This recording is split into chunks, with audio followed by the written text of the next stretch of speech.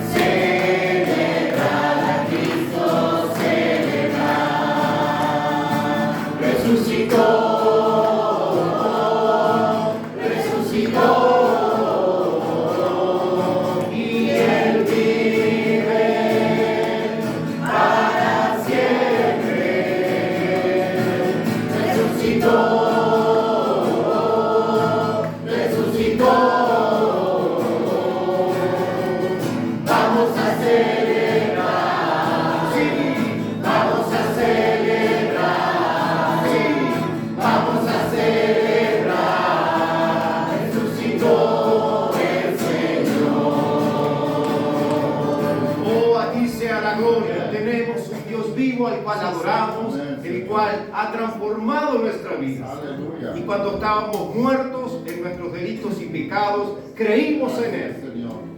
Y nos atrajo su amor, su gracia, su misericordia, y nos dio vida. Esa vida que resucitó, ese poder que resucitó a Jesús de los muertos, es el que actúa en nuestro corazón. Para convencernos de pecado, de justicia y de juicio. Por cuanto antes no creíamos en Él. Por cuanto estábamos destituidos de esa gloria del Señor. Pero ese poder nos levantó y hoy estamos aquí adorando a este Dios vivo. Sí, Señor. Gracias. ¿Qué dice este canto? Resucitó. Aleluya. Aleluya. Resucitó.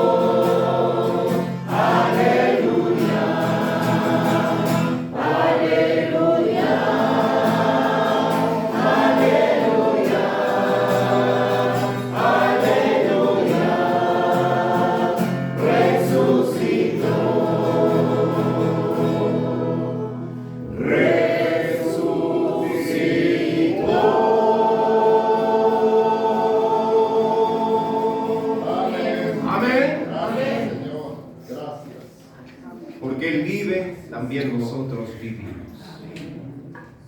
Y porque Él vive, también triunfaremos mañana.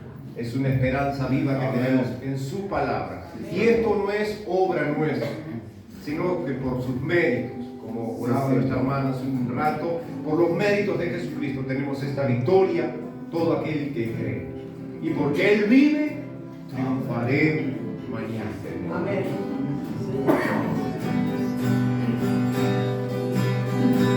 Dios nos envió.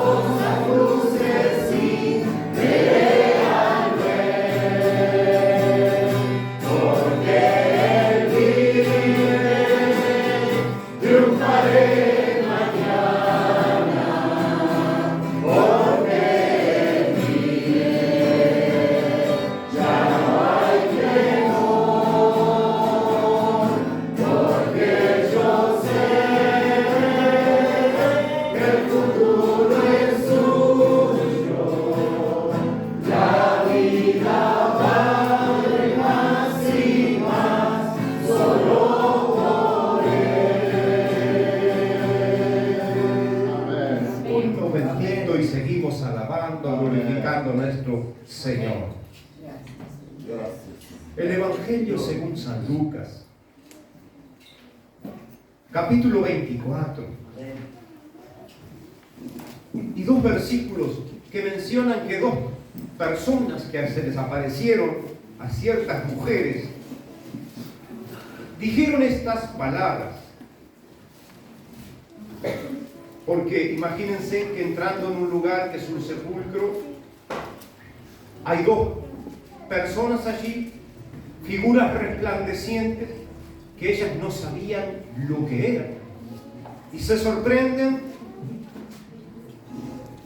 Y entonces desde allí, capítulo 24 del Evangelio según San Lucas, versículo 4, 5 y 6, dice: aconteció que estando ellas perplejas por esto, he aquí se pararon junto a ellas dos varones con vestiduras resplandecientes, y como tuvieron temor y bajaron el rostro a tierra, les dijeron: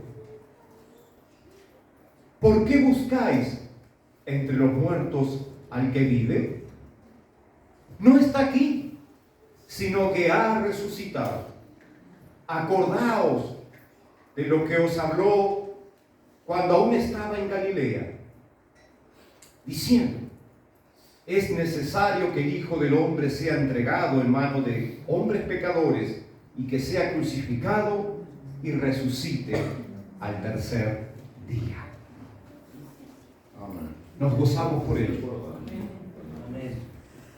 Nos gozamos por ello. Que siempre hay una confirmación. Escrito está.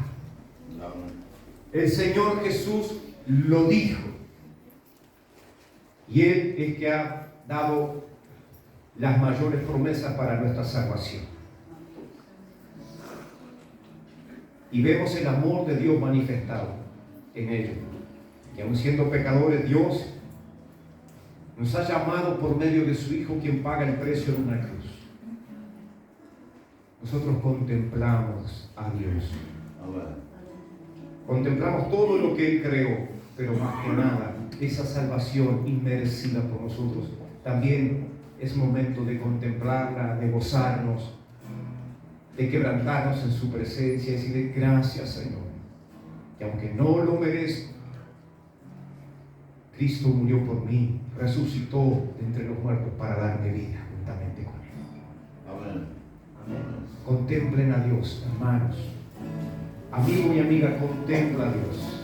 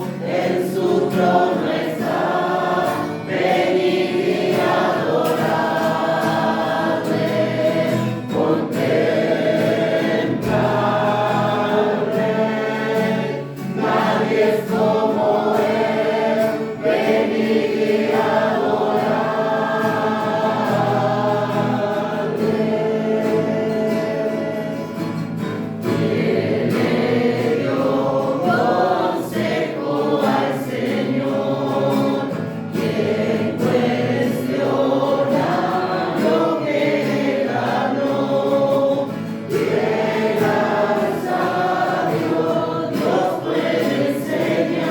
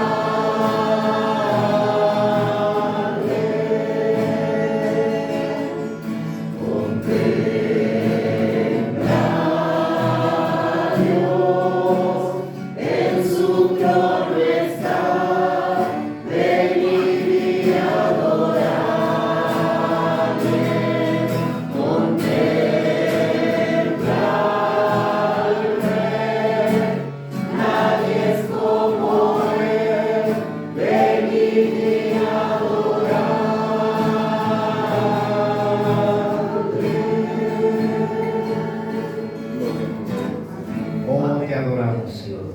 Bendecimos tu nombre. Nuestras almas te alaban, nuestras almas te glorifican, Señor. Con todo nuestro ser reconocemos que tú eres Dios en el cielo y en la tierra, y fuera de ti, Señor, no hay quien salve. Oh, santo, santo, santo. Solo en sus palabras podemos confiar. Solo en Jesús. Solo en Jesús confiado estoy. Él es mi luz, fuerza y canción. La roca es piedra angular, firme en angustia y tempestad. Cuán alto amor, profunda paz, en calma y alma y ansiedad, consolador mi todo es Él, solo en su amor firme estaré. Solo en Jesús que se encarnó, la plenitud de Dios llegó, su don de amor y rectitud, su propio pueblo rechazó. Cuando en la cruz por mí murió, Él propició la ira de Dios, todo pecado Él cargó, y en su muerte vivo yo. La luz del mundo se humilló, hasta la tumba padeció. El día glorioso al fin llegó, Cristo el Señor resucitó. En él victoria reina hoy, la maldición de mí quitó, pues suyo soy y mío es Él, y con su sangre me compró. No tengo culpa ni temor, por su poder que vive en mí, desde el principio hasta el final. Cristo mi vida ordenará, ya nada me podrá apartar, ni de su mano arrebatar, hasta llamarme al hogar, en su poder me sostendrá.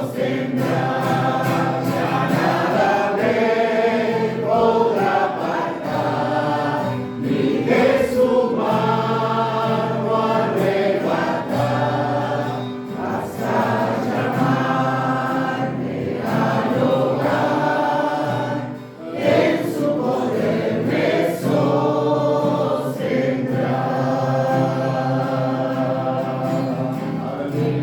Amén. Cristo es poder de Dios. Sabiduría de Dios.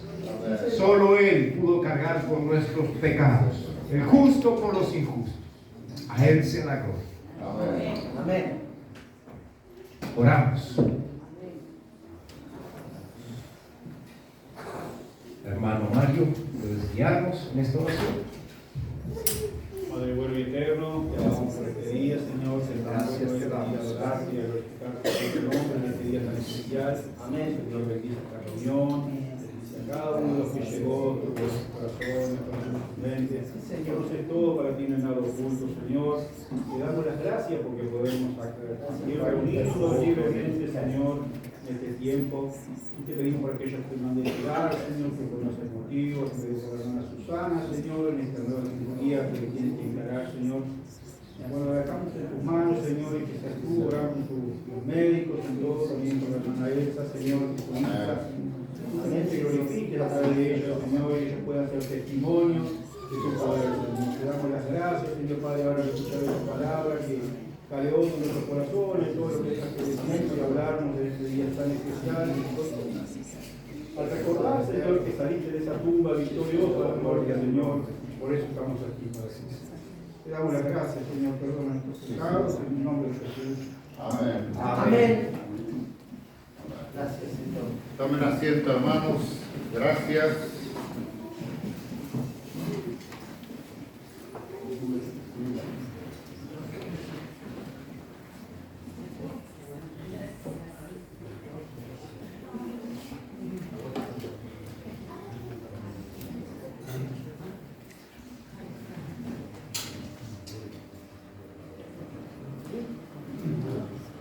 Llega esta fecha y es algo muy especial, lo que uno experimenta como hijo de Dios, ¿no es cierto?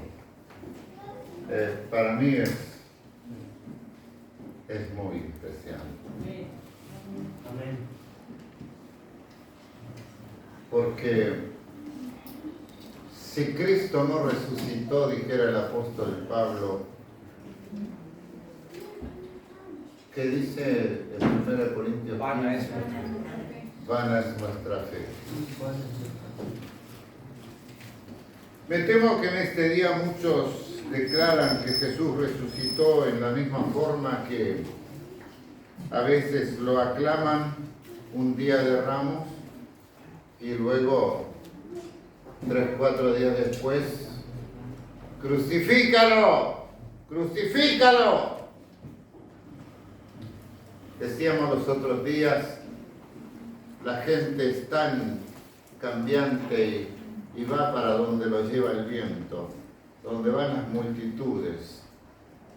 Muchas veces la gente va, se une a la multitud sin saber realmente por qué. Quiero decir lo que considero una triste realidad. La gente va para cualquier lado, con la presión de la multitud de acá para allá, y hasta diría de acuerdo al gusto y conveniencia. ¿Han escuchado ustedes esta frase? Yo estoy buscando una iglesia donde me sienta cómodo. O no, aquí no me siento cómodo. Bueno, la gente busca la comodidad. Y alguien dijo, donde se predica el Evangelio nunca te vas a sentir cómodo porque el Evangelio nos confronta. La palabra de Dios nos hace ver tal como somos, pero a nosotros nos encanta mirarnos en el espejo falso, en ese espejo que nos da otra imagen, no la que somos realmente. Carecen de convicción de esas muchas personas, muchos que se autodenominan cristianos, carecen de esa convicción que les cambia la vida. Porque este es el punto, que tiene que haber un antes y un después. Hoy compartí en el grupo, creo, esa canción, o algo así decía, de que marcó un antes y un después, la historia de los sucesos, ¿no?, de Semana Santa. No sé si fue en esa canción. Pero recuerdan que yo les he contado esta anécdota que a mí me ha quedado, de aquella mujer solista que estaba cantando, tenía la parte del solo declarando que Jesús había resucitado. Sus compañeros la aplaudieron, la elogiaron, la calidad de voz, la técnica de canto y todo esto, pero el director le dijo, fulana de tal, usted no cree que Jesús resucitó y eso se nota. Podés cantar muy lindo, pero creer que Jesús resucitó se tiene que notar. Se tiene que notar en un cambio de vida. Se nota cuando una persona vive en la convicción de que Jesús la conoce, de que Jesús sabe todo de sí, sobre sí, y la que vive ignorando a Jesús como si estuviera muerto o solo está ocupado en el cielo en otros asuntos y que no se interesa de la tierra. Hay una gran diferencia. Saben que primeramente me gustaría mencionar los argumentos de quienes niegan la resurrección de Jesús. Les digo la verdad. Es como, esto me hizo pensar en la similitud entre la teoría creacionista y la teoría del Big Bang. Y yo suelo decir que mi fe es muy chiquita para creer la teoría del Big Bang. Precisaría mucha más fe. Pues entonces en este caso también los argumentos de quienes niegan la resurrección requieren de mí una fe tan grande que no la puedo creer. ¿No? Realmente no puedo creerlo. ¿No? Los argumentos más comunes para negar la resurrección de Jesús se basan en explicaciones naturalistas que buscan alternativas a un milagro, sugiriendo que los discípulos robaron el cuerpo, o que Jesús no murió realmente. Ahí está la teoría del desmayo, ¿no? O que los discípulos sufrieron alucinaciones, que lo vieron. Bueno, es medio bravo esto, las alucinaciones colectivas, de creerlas, ¿no? O la teoría del desmayo, con todo lo que él padeció. Yo creo que nosotros ni nos imaginamos. En estos días en Instagram o por ahí, ¿no? Han aparecido, he visto, ¿no? Me he detenido mucho de lo que dicen médicos en cuanto a cómo sería la condición del cuerpo de Jesús después de todos los padecimientos descritos en la Biblia, de lo que los romanos le hicieron. Es inexplicable lo que él padeció. Otros dicen también que no, fueron a la tumba equivocada. Es una leyenda mitológica, dicen algunos, como las griegas. Otros dicen, no, era una tumba colectiva y capaz, yo qué sé. Pero estas teorías son frecuentemente discutidas por la apologética cristiana, que argumenta que la transformación de los discípulos y la falta de exhibición del cuerpo por las autoridades romanas judías hacen insostenibles tales explicaciones. Ahora, como les leí lo que decía ahí en los argumentos, que es la apologética cristiana, es la disciplina teológica y práctica que defiende la fe cristiana, ofreciendo argumentos razonados y evidencias, ¿no? Evidencias contra las objeciones, dudas o ataques que buscan desacreditarla. Se fundamenta en dar una defensa racional de la verdad, ¿no? Siempre basándose en la lógica, la ciencia, la filosofía y la Biblia, siempre con mansedumbre y respeto. Me pareció excelente la definición de apologética bíblica. Ahora tengo una pregunta. ¿Crees realmente en la resurrección de Jesús? Amén. Amén. Esto es Amén. básico. En este momento, realmente, porque no lo había notado, ¿qué dijo el apóstol Pablo, creo que fue? Que si confesares con tu boca que Jesús es el Señor y creyeres en tu corazón que Dios le levantó de los muertos, estás perdido. Será salvo. Serás salvo. Es fundamental a la salvación, a la certeza de la salvación. Ahora, yo compartiré en este momento algunas evidencias para demostrar que Jesús resucitó, y cada uno puede considerarlas como quiera, pero hay una que quizá les va a sorprender. Veamos cómo yo puedo saber si realmente lo crees. Las evidencias históricas más sólidas y comúnmente citadas sobre la resurrección de Jesús, una de las que predominó en todas las fotos en internet, es la tumba vacía. Otra es el testimonio de cantidad de personas acerca de las apariciones de Jesús. La otra es la transformación radical de la vida de los discípulos, que cuando Jesús era prendido iban de lejos, como leíamos el viernes acá, terminando el relato de Lucas, que decía que los que le habían seguido desde Galilea estaban mirando de lejos. La imposibilidad de presentar el cuerpo por parte de tanto de los romanos como de los judíos es otra, refuerza esta evidencia, ¿no? Pero las principales evidencias irrefutables o hechos históricos aceptados por muchos son la tumba vacía. Esto es impresionante. El cuerpo de Jesús no fue encontrado en el lugar donde fue depositado, cuando fue sepultado. ¿Por quién? ¿Quién lo sepultó? José de Arimatea. José de Arimatea. No se me olvide que él tiene muchos parientes entre nosotros, los que mateamos. Nada, hermanos, en serio. Tenemos que tener conocimiento de todos estos relatos, porque cuando se presentan las oportunidades tenemos que tener dónde agarrarnos para convencer a otras personas. José de Arimatea era miembro del consejo. La tumba estaba sellada y custodiada por soldados romanos.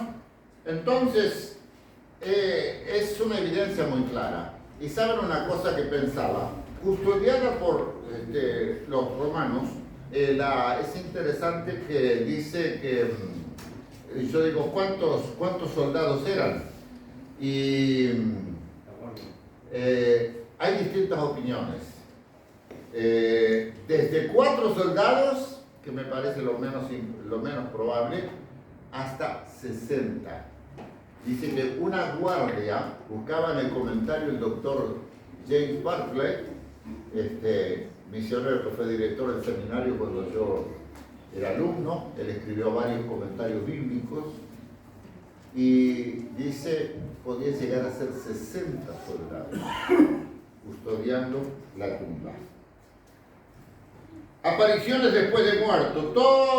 Jesús se apareció a diversas personas y grupos, porque empezó allí con María Magdalena, con los otros 2 discípulos, y terminó, como dice el apóstol Pablo a los Corintios, apareció más de 500 en la última oportunidad, y muchos de ellos viven todavía cuando Pablo estaba escribiendo la epístola a los Corintios. Pongámosle que haya sido capaz casi 30 años después.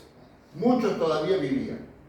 Así que no se puede discutir, como dijera Pablo, no me discutan porque tengo hermanos que todavía viven, que presenciaron ver a Jesús. Y aquí no podemos hablar de alucinaciones, ¿no es cierto? Tenemos la transformación de los discípulos. Aquellos discípulos, como dije, temerosos allí, estaban como Pedro. Sin embargo, después de la resurrección pasaron a ser mártires al final. Tenemos también la conversión de gente escéptica que no creía nada. ¿Y cómo terminó creyendo? ¿Y cuál es el más prominente, quizá?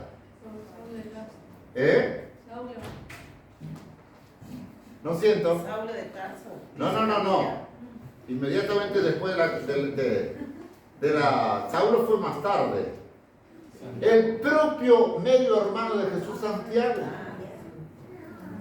que no creía durante el ministerio de Jesús, después se transformó en la columna de la iglesia de Jerusalén, en uno de los principales, ¿no? Al afirmar que había visto a Jesús resucitado. El origen de la iglesia cristiana es otra evidencia, el sufrimiento inmediato del movimiento que adoraba a Jesús como Dios y celebraba la resurrección en domingo, no en el sábado judío, ¿no? Carece de, esa es otra explicación lógica, ¿no? De que el Señor resucitó. Además, el cuerpo nunca fue encontrado. Si realmente Jesús no hubiera resucitado, los religiosos judíos hubieran movido cielo y tierra para encontrarlo y mostrar al pueblo que era toda una mentira, toda una farsa. No lo pudieron hacer. Pero sí lo que pudieron hacer plata. Hay gente que con la plata pueden hacer todo.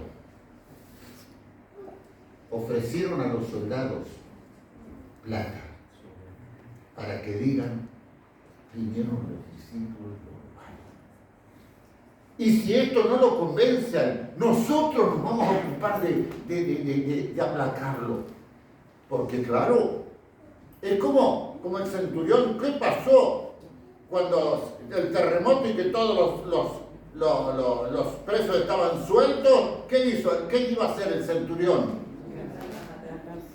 Se quería matar. Hechos 16 en Filipos. Porque era sentenciado a muerte quien descuidaba su guardia. O sea que aquella guardia, que podía ser capaz 60, hubieran... porque desapareció el cuerpo del rey de los judíos. Pero los religiosos, no se preocupen que nosotros vamos a arreglar, con los chanchitos en la mano. Qué vergüenza, ¿no? Qué vergüenza. Y dice Mateo que ese dicho se divulgó por mucho tiempo, hasta el tiempo que Mateo escribió. Todavía se decía eso. Pongámosle 20, 30 años después. Escribe el Evangelio y todavía circulaba el dicho, lo robaron.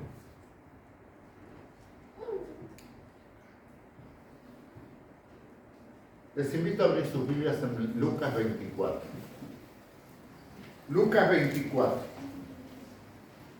verso 13, a partir del verso 13.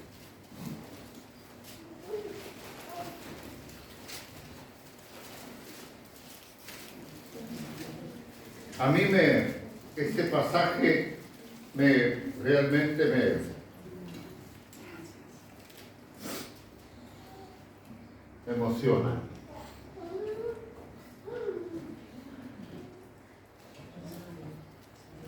Tienen todos abiertos en Lucas 24, verso 13. Y aquí, 2 de ellos iban el mismo día, o sea, el mismo día, ese domingo de resurrección, a una aldea llamada Emaús que estaba a 60 estadios de Jerusalén. No eran los estadios La Valleja ni Centenario, estadios es una medida de distancia. 60 estadios era aproximadamente 10, 11 kilómetros, por ahí más o menos. E iban hablando entre sí de todas aquellas cosas que habían acontecido. No es para menos, ¿no? El tema del momento. Pensemos hace, ¿cuánto fue? 25 años atrás, el suceso del tren aquí. 20. ¿Habría 2 personas que no hablarían de ese suceso en nuestra ciudad de aquel día? Imaginémonos los comentarios que habría entre la gente, no solamente ese día, sino por mucho tiempo, de lo que sucedió aquel fin de semana. Y sucedió que mientras hablaban y discutían entre sí, Jesús mismo se acercó y caminaba con ellos, mas los ojos de ellos estaban velados para que no le conociesen. Estaban velados. Esto me llama la atención. ¿Cómo no se dieron cuenta? Qué extraño. Pero saben que hay muchas personas que profesan la fe cristiana y no se dan cuenta de muchas cosas porque tienen los ojos velados, el entendimiento entenebrecido. Ellos estaban con los ojos velados y les dijo: ¿qué pláticas son esas que tenéis entre vosotros mientras camináis? ¿Y por qué estáis tristes? Yo subrayé esta palabra, ¿y por qué estáis tristes? ¿Saben por qué? Porque en ese estado de decepción, de desinflados. Nuestra esperanza se desvaneció. Creíamos. La tristeza. Y lo primero que se me vino a la mente en mi recuerdo, cuando voy a un velatorio de un hermano ya mayor, cristiano de toda su vida, fiel, y llego a la sala velatoria y estaba la esposa, los hijos, la nuera, la otra nuera. Estaban con una cara, todos creyentes. Y yo les dije, hermanos, ¿qué pasa? ¿Qué dice el apóstol Pablo? No os entristezcáis como aquellos que no tienen esperanza. Me miraron como para matarme, pero era la verdad. Los cristianos tenemos una esperanza, no tenemos por qué estar tan tristes, pero estamos tristes cuando no tenemos certezas. Cuando una persona no tiene la certeza de su salvación, se entristece. Ellos no tenían la certeza de que Jesús había resucitado aún y estaban tristes. Respondiendo uno de ellos, que se llamaba Cleofas, le dijo, ¿eres tú el único forastero en Jerusalén que no has sabido las cosas que en ella han acontecido en estos días? Entonces él les dijo, ¿qué cosas? Es interesante el sentido de humor de Jesús, ¿no? Se hizo el sota para que ellos declarasen a ver qué es lo que estaban viendo. Yo creo que a veces Jesús nos pone en situaciones para que nosotros mismos nos analicemos qué es lo que yo veo y entiendo de los sucesos. Y dice, ellos le dijeron, de Jesús Nazareno. Estaba claro sobre quién se trataba. Que fue varón profeta, poderoso en obra y en palabra delante de Dios y de todo el pueblo. ¡Excelente! ¡Qué precioso concepto! Reconocían que era un varón de Dios. Bárbaro. Pero eso no es suficiente, ¿no? ¿Y cómo le entregaron los principales sacerdotes y nuestros gobernantes a sentencia de muerte y le crucificaron? Y aquí viene el asunto. Pero nosotros esperábamos que Él era el que había de venir a redimir, a Israel. Y ahora, además de todo esto, hoy es ya el tercer día que esto ha acontecido. Esperábamos.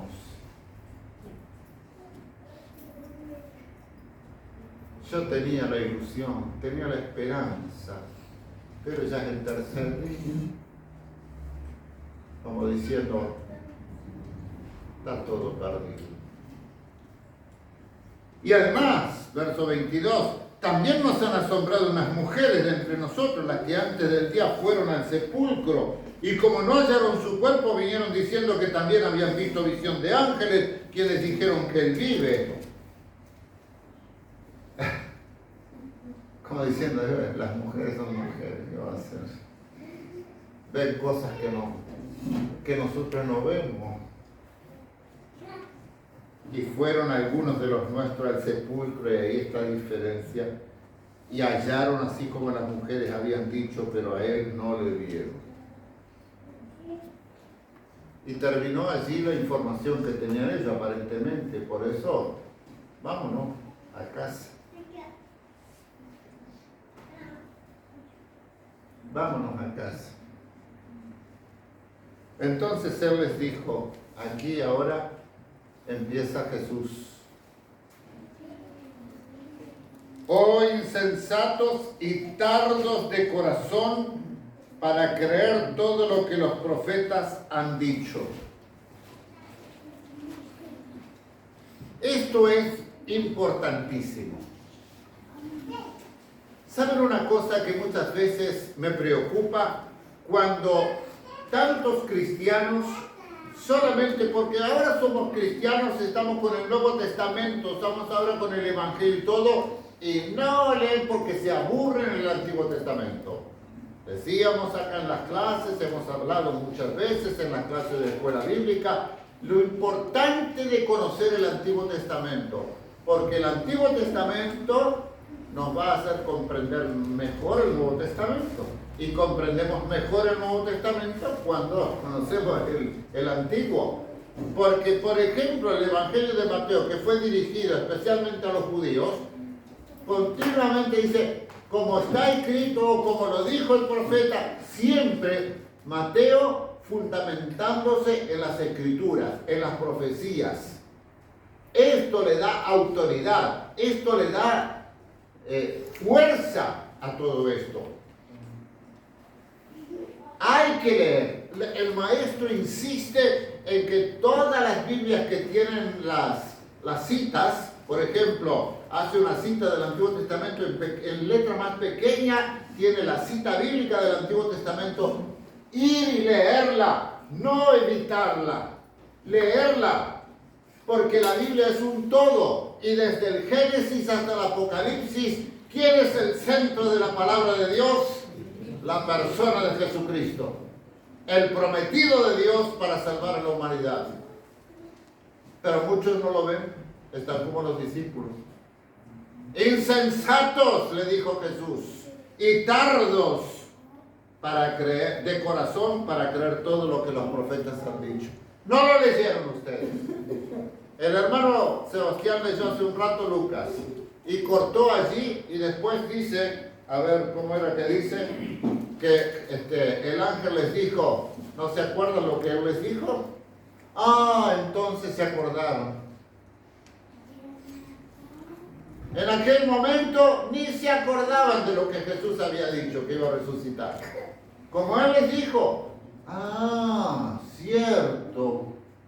A veces nosotros llegamos a una crisis en la vida, nos olvidamos de la palabra de Dios, cuando deberíamos tenerla más fresquita que nunca, y más allí, latente. No era necesario, verso 26, que Cristo padeciera estas cosas y que entrara en su gloria. Y comenzando, aquí está lo que acabo de decir, desde Moisés y siguiendo por todos los profetas, les dio un paseíto por las Escrituras, les declaraba en todas las Escrituras lo que de él decían. Amén. Amén. Llegaron a la aldea donde iban y él hizo como que iba más lejos. Jesús dice, bueno, me voy. Mas ellos le obligaron a quedarse diciendo, quédate con nosotros porque se hace tarde y el día ya ha declinado. Entró pues a quedarse con ellos. Esto no era, estaba así preparado, porque Jesús tenía todo fríamente calculado, ¿no? Y aconteció que estando sentado con ellos a la mesa, tomó el pan y lo bendijo, lo partió y les dio. Entonces les fueron abiertos los ojos y le reconocieron.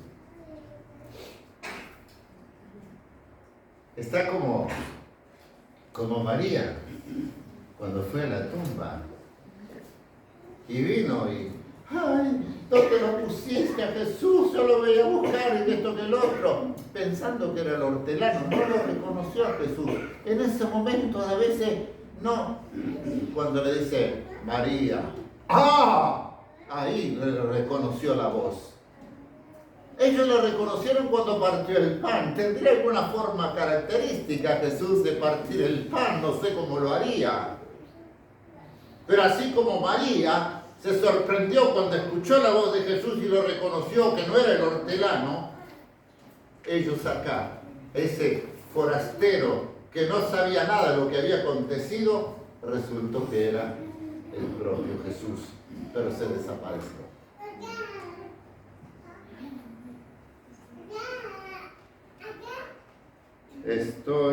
Verso 32. Y se decían el uno al otro, no ardía nuestro corazón en nosotros mientras nos hablaba en el camino y cuando nos abría las Escrituras. Ahora empezaron a darse cuenta que había algo en ese hombre, había algo en ese tipo, en ese forastero. Y levantándose en la misma hora, ya era de noche, no importa, nos volvemos a Jerusalén y se encontraron con los 11 que estaban allí en vela, y a los que estaban con ellos, que decían: ha resucitado el Señor verdaderamente y ha aparecido a Simón. Se encontraron con que aquellos ya lo habían visto, Simón lo había visto, y ellos dicen: entonces ellos contaban las cosas que les habían acontecido en el camino y cómo le habían reconocido al partir el pan. Y ahí se armó el regocijo. Ahí se levantó el ánimo, la esperanza. Ahí es como si cantáramos hoy: yo vivo porque Él vive, yo viviré porque Él vive. Haga un vistazo. Les quiero llevar a la reflexión porque siempre me gusta llevar a la reflexión. Me pregunto, ¿por qué Jesús escogió a estos dos hombres que iban a Emaús? ¿Ustedes tienen la respuesta? ¿Alguien sabe por qué Jesús eligió a estos dos hombres para que se iban a Emaús? Yo no la tengo. Pero yo pensé, como se volvían decepcionados, hablando de sus expectativas fallidas, como vimos recién, ¿no? Que ellos mismos le dijeron a Jesús: nosotros esperábamos que era. Nosotros somos personas que tenemos expectativas. Siempre andamos con alguna expectativa, ahí, rondando siempre. Y cuando nos desinflamos, bueno, aquellos les había fallado la expectativa. Y allí, en ese preciso momento, se les presenta a Jesús para sacarlos del pozo de la decepción con la palabra de Dios. Esto es lo que me encantó. Esto es lo que me habló y que me dice: cuando Germán estás decepcionado, cuando Germán estás que no sabes qué hacer, allí viene el Señor con su palabra para asegurarnos, para enseñarnos, para guiarnos a la verdad, para hacernos ver la verdad. Porque mientras todo va bien, nosotros ni siquiera pensamos en la vida eterna. Pero cuando aprieta la cosa, ahí empezamos a reflexionar. Como decía Salomón, en el día del bien, goza. Pero en el día de la adversidad, considera. Salomón sabía que somos así. Mientras todo me va de maravilla, no tengo tiempo para pensar. Pero Dios me tiene que meter a la cama. O aplicarme el dolor, la soledad, la angustia, la depresión, para que me ponga a pensar. Y para que empiece a reflexionar. Para que empiece a recordar, quizá, si se trata de un cristiano, la palabra. Entonces Él les dijo: oh insensatos y tardos de corazón para creer todo lo que los profetas han dicho. Creo firmemente que la palabra de Dios sigue siendo la herramienta de Dios para llevarnos a la fe, a la verdad. ¿Por qué digo esto? Hablábamos hoy, escuché un predicador que decía: ¿qué es el centro del culto? ¿Qué debe ser lo principal del culto? Ahora estamos 2 horas de canciones de adoración, con luz tenue, con luz de colores, con luz girando, y un movimiento de jóvenes con las luces girando acá arriba, así. Y bueno, todo está así, está precioso todo. Siento la presencia de Dios, creando una ambientación. Esa era la forma de sentir la presencia de Dios en la época bíblica. ¿Qué es el punto céntrico del culto a Dios? Es la palabra. Es la palabra. Pero hoy tenemos 2 horas de alabanza y uno de los hermanos dijo, sí, que un hermano dijo, sí, a veces ni llegan de 25 minutos el mensaje porque la gente se cansa. Le digo, cuando yo hice el seminario, nos enseñaban que la atención de las personas no pasaba más de 25 minutos. Después ya entran a aburrirse. Que se aburran, se van a ir los que se aburren. Pero el que tiene sed de Dios va a escuchar a Dios, la palabra de Dios. Romanos 10:17 dice, así que la fe es por el oír y el oír por la palabra de Dios. La gente quiere tener fe, o gente que se jacta de su fe, porque yo tengo mucha fe, pastor, porque yo tengo una gran fe. Y resulta que no conocen la palabra de Dios. ¿Qué tipo de fe? Fe en sí misma, fe en un político, fe en la mujer en el marido, o el marido en la mujer, no sé. Pero hay mucha gente que le tiene fe al pastor. Pobrecitos. Pobrecitos los que tienen fe en el pastor y no fe en la palabra de Dios, en Dios mismo. Como me decía un vecino, que había ido un pastor, yo le tengo una fe bárbara al fulanito, dice, me dice a mí. Yo le tengo una fe bárbara, porque parece que había orado por él, se había sentido mejor. Le tengo fe al pastor. ¡No! Fe en Dios. Como dice en el Apocalipsis, ten fe en Dios. Todo bien, pero sus ojos estaban velados. No se daban cuenta de la realidad. La lucha entre las falsas expectativas y la realidad de Dios. Y esto es algo que vive la humanidad. Hay una batalla que se está desarrollando en cada uno de nosotros entre la esperanza, la expectativa, la ilusión que tengo con lo que es la realidad de Dios. Nosotros nos queremos escapar de la realidad. Nos encanta andar por el aire, pero no con los pies en la tierra. Hay un dicho que dice, puesto los ojos en Jesús, pero también tenemos que tener puestos los pies en la tierra, o sea, vivir la realidad. Hay mucha gente que vive en las nubes. Hay gente que le encanta andar entre las nubes. ¿Cuándo? Cuando la gente que busca solamente sucesos y van de culto en culto siempre para sentir algo. O como yo decía el otro día, hablando de una campaña que se realizó en una ciudad del interior acá, y me dice, yo le dije a una hermana de esa ciudad, ¿y cómo va la campaña? Dice, la gente nueva no hay, dice, son toda gente que han estado en las iglesias. Y claro, porque en todas las campañas hay un grupo de personas que se convierten en todas las campañas, pero nunca nacen de nuevo. Siempre están pasando al frente, recibiendo a Jesús o reconciliándose con Jesús, pero nunca hay cambio de vida. Pero viven esas sensaciones de suceso en suceso. Pero hay una batalla allí, entre la expectativa y la realidad.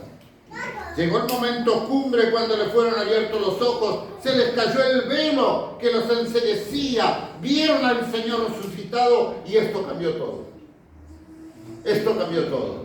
Nos íbamos desanimados, pero ahora al ver al Cristo resucitado volvemos al grupo de los hermanos con esta noticia.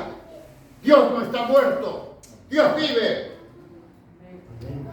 Lo hemos visto. Lo reconocimos al partir el pan. Cuidado con aquellos que afirman, si no veo, no lo creo. ¿Qué le pasó a Tomás? La reprensión de Jesús. ¿Por qué dudaste? No seas incrédulo, sino creyente. Bienaventurados los que no vieron y creyeron. Hay un dicho que reza, hay gente que dice, ver para creer. En el ámbito cristiano deberíamos creer para ver. Decimos creer muchas veces, pero no confiamos, dijo un pastor, ¿no? Se vuelven a sus hermanos y allí entienden todo. Allí están unidos por la convicción de lo que vieron, pero la convicción que trae el Espíritu Santo. Porque en realidad aquí ya el Espíritu Santo que Jesús había soplado sobre ellos, o sea, antes de aún del Pentecostés, recibido el Espíritu Santo, allí el Señor ya estaba obrando en sus vidas. Yo considero que sí, que ya estaba obrando a través de su Espíritu y el Señor los junta, porque cuando tenemos la misma convicción, esto es como un magnetismo, nos atraemos. El que dice que cree en Dios, que cree en la resurrección de Jesucristo, tiene que encontrarse con otro y estar juntos. Por eso el cuerpo de Cristo, la iglesia de Cristo, estamos juntos. Tenemos el mismo punto de atracción. Cristo, el más hermoso de los hijos de los hombres, dijeron un salmo.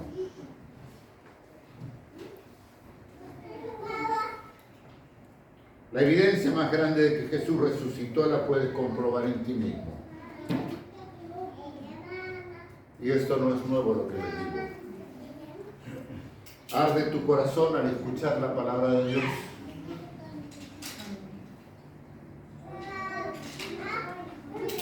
Hoy es 5. El día 2, esta señora que está sentada allí, hace 60 años se casó. Hubiera cumplido 60 años de casada. Y ese fue la gota. Ese casamiento de mi hermana fue la gota que colmó la copa para mi vida. Porque ahí fue donde yo me vi, en el estado que me vi. Solo, vacío, sin sentido para vivir. Se me había ido la amiga, la compañera, la que nos peleábamos, pero ahora yo quedaba solo. Y eso me llevó a ir a la iglesia. Y ahí me vi tal como estaba. Porque el Señor me mostró cómo yo estaba. El Señor me mostró. Y cuando yo escuchaba al pastor que me empezó a mostrar que yo era pecador, ¿se acuerdan que yo les he dicho más de una vez? Germán, tú eres pecador. Ah, no, pero ahora no se dice eso porque la gente cierra, baja la cortina, no quiere escuchar más nada porque nadie quiere que le diga sos pecador. Pero si el pastor no me hubiera dicho sos pecador, yo estaría todavía disfrutando de la vida mundana, porque soy bueno, yo no robo a nadie, yo no he matado a nadie, yo no esto y yo lo otro, la autojustificación. Pero es fundamental que reconozcamos que somos pecadores y por esa causa estamos destinados a la condenación eterna, a menos que nos arrepintamos de nuestro pecado. Imploremos el perdón de Jesucristo, lo reconozcamos como el Salvador y Señor. Yo escuchaba al predicador, al pastor, cada domingo. Ay, aquello me iba al corazón, así que yo pensaba que me iba a salir el corazón. Pero yo no. Venía a mi casa y me arrodillaba y decía, Señor, sálvame, Señor, sálvame. Pero no sé lo que pasaba conmigo. Seguramente la resistencia propia del ego. Pero cuando le dije, sí, Señor, fue como he dicho muchas veces, estaba atado con una cadena en el fondo del agua y ya no podía más resistir la falta de oxígeno. Cuando dije sí al Señor, es como que salí a flote y llené mis pulmones de oxígeno. Se llenó mi ser del gozo, del perdón, la salvación, la nueva naturaleza. Pero Mi corazón ardía cuando escuchaba la palabra del pastor. Se lo dije antes de ayer. Ramón, le dije, él está en Estados Unidos, en Miami. Nunca voy a olvidar el mensaje que predicaste, describiendo el camino al Calvario. Y fue tal la descripción que yo creo que nadie de nosotros quedó sin llorar. Porque era tan vívido que parecía que yo me sentía como que iba entre la multitud de la forma que él relataba esto. Cómo describía el sufrimiento de Jesús. Arde tu corazón cuando escuchas la palabra de Dios. Está velado tu entendimiento. Se te ha caído el velo de tu entendimiento y crees firmemente en la resurrección de Jesucristo. ¿O todavía estás con el velo? Y esta es la última pregunta. ¿Hay cambios radicales en tu vida o sigues en lo mismo? Girando alrededor del pecado, pero de abandonarlo, no. Yo estoy bien.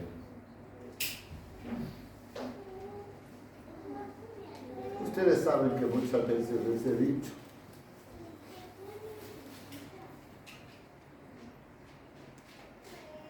que cuando nos reconciliamos con el Señor, cuando aceptamos su salvación, hay un cambio de corazón. Dice la palabra de Dios ya en el Antiguo Testamento, Jeremías, Ezequiel, Dios dice, sacaré el corazón de piedra y pondré un corazón de carne, pondré mi espíritu en ellos, y yo seré a ellos por Dios y ellos me serán por pueblo. Cuando ocurre esto, hasta nosotros mismos nos asombramos del cambio. Decía los otros días, pero a mí me encantaba contestarle a mi madre. Y por eso ligué tantos sopapos y tantos tirones de oreja, por eso soy orejudo. Que me sonaba cuando parecía que se me desprendía. O la chancleta, la zapatilla y cal, ¿se acuerdan aquellas azules, no? O las malas palabras se borraron. Yo decía los otros días, capaz tenías la costumbre de agarrar cosas ajenas, ahora ya no querés tomarlas. Tenías la costumbre de mentir, no, dejé de mentir. Tú mismo tenés que asombrarte de tu cambio para corroborar, para comprobar que has nacido de nuevo. Y si no has nacido de nuevo, todavía estás dando vuelta y vuelta y vuelta en tu pecado, arrepentite. Porque no ignoras que hay que arrepentirse, que hay que pedir perdón a Dios, que hay que reconocer que estamos perdidos.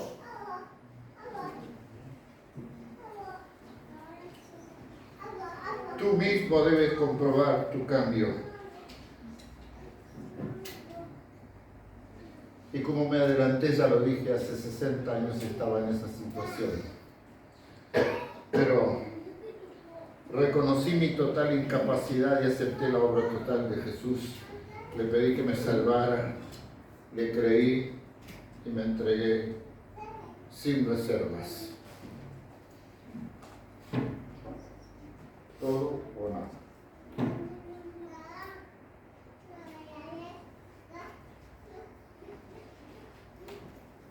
Otra vez lo mismo, dirá alguno de ustedes, pero yo no me canso. No me canso de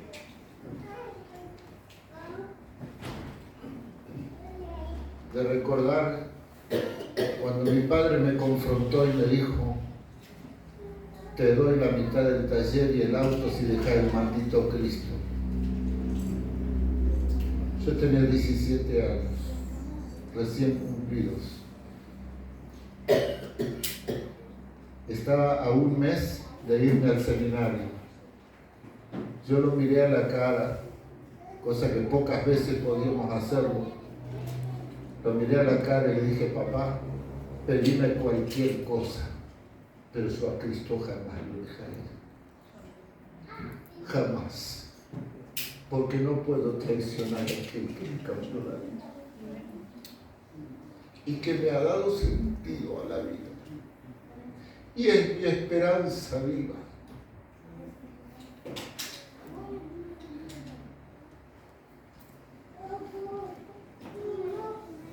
¿Lo cambiarías por una empresa o un auto a Cristo?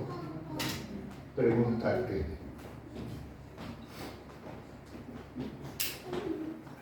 Pregúntate.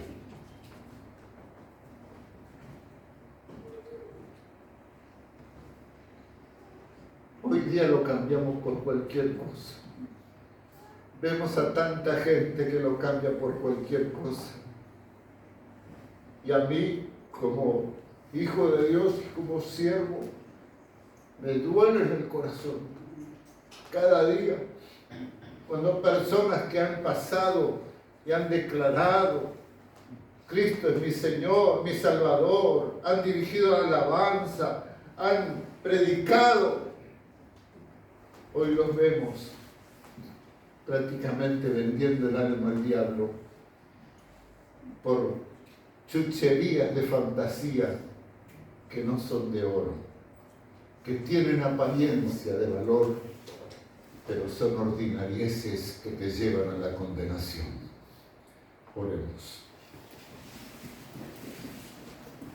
Padre, en esta tarde, Señor, yo te doy gracias porque trajiste a nuestro corazón, al mío, a de tantos hermanos aquí, la convicción del poder que levantó a Jesús de los muertos y que obra en nosotros, que obra la transformación, que actúa en los que creemos, como dice Pablo a los Efesios, y que también nos levantará a nosotros.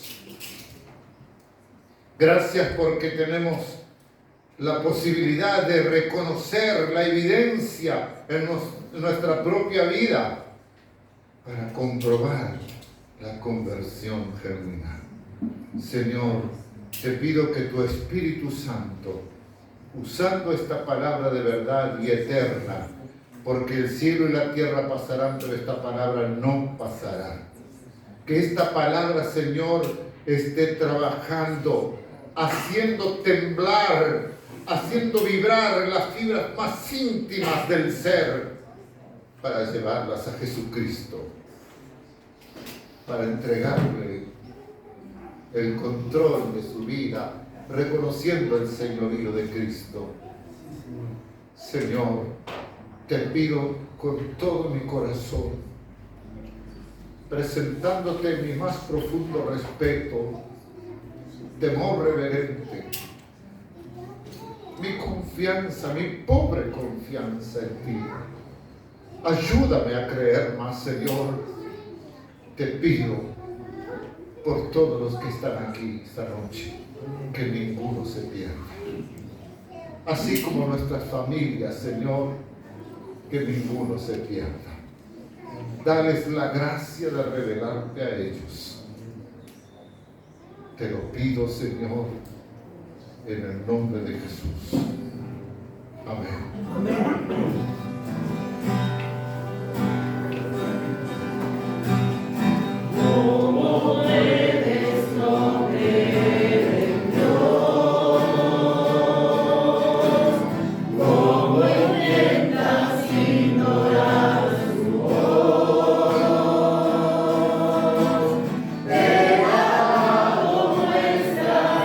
Sus grandes maravillas.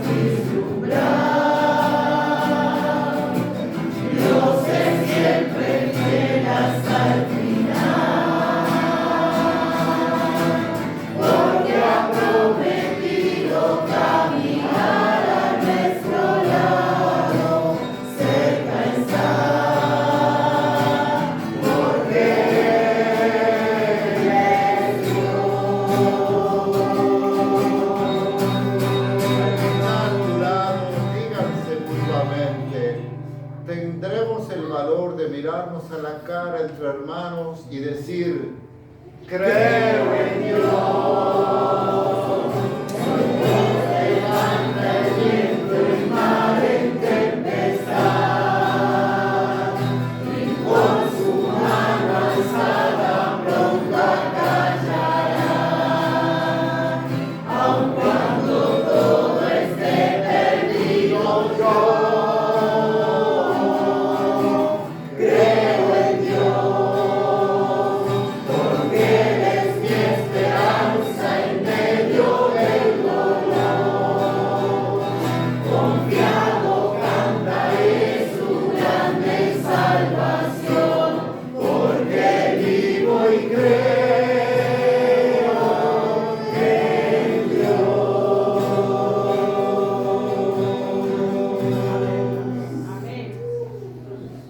Hermanos que nos visitan semanalmente en el YouTube, les exhortamos: si su corazón ha latido fuertemente porque el Espíritu Santo está llamándole al arrepentimiento, no aplaces tu rendición a Cristo.